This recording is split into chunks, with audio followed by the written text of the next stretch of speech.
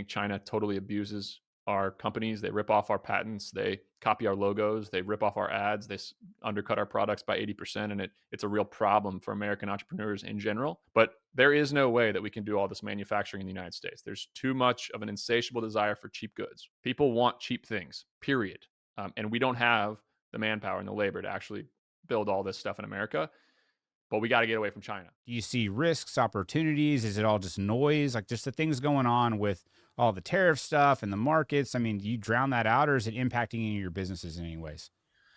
I don't sell any physical products, so luckily I'm spared. I feel really bad for the people who have e-commerce businesses and their factories are in China. Like that's a black swan event, and I don't know how you recover from that without hemorrhaging a ton of money. I just can't logically think of a solution. Um, but yeah, like the madness is.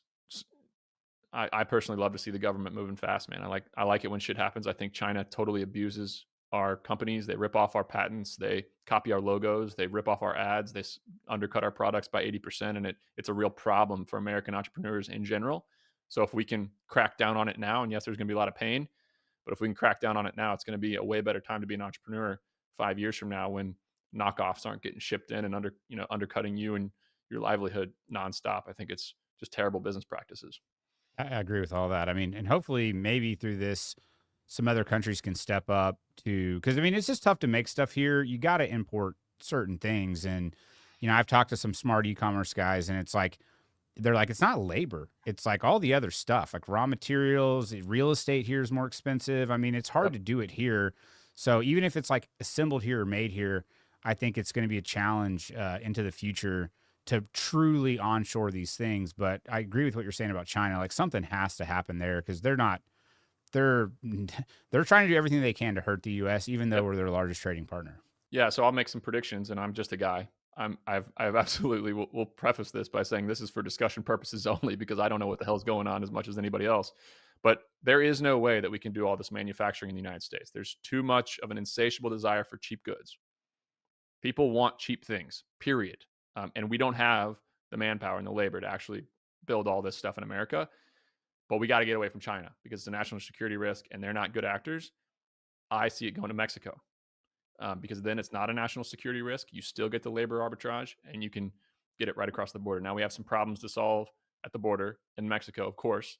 But if I were a betting man, I would say that real estate along the Mexico border is going to get a lot more valuable. And a lot of things are going to be manufactured right across the border in Mexico. And it's going to be amazing for the Mexican government and their people if they can get their corruption figured out and get things going straight. Yeah, that's not probably not a bad prediction.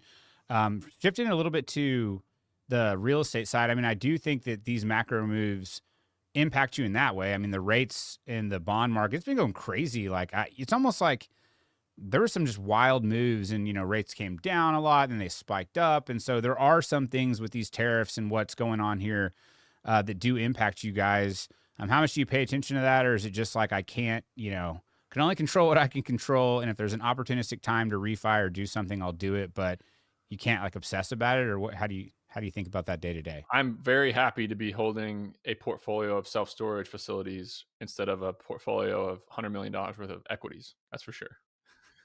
um, I I'm trying to operate my facilities, my portfolio as best I can, and wait 10 years. Because if you have well operated real estate and you hold on to it for 10 years, amazing things happen. We got through all of our refis. We didn't call a dollar of capital. Super proud of that, considering interest rates doubled. After I bought all these properties. So our portfolio is in a really good spot. Revenue's up 16%, almost 16% year over year in last month. So we're not super dependent on rates at the moment, and we're fine to just wait it out. Like if rates drop, of course, we're going to take advantage and we're going to lock in some debt. But generally speaking, we have a real estate friendly administration. Super excited about that. I own a cost segregation firm. The tailwinds are going to be massive when rates do drop and bonus depreciation comes back, which I think it will. So yeah, it's an exciting time, but I'm kind of sitting on the sidelines just watching, focusing on what I can control.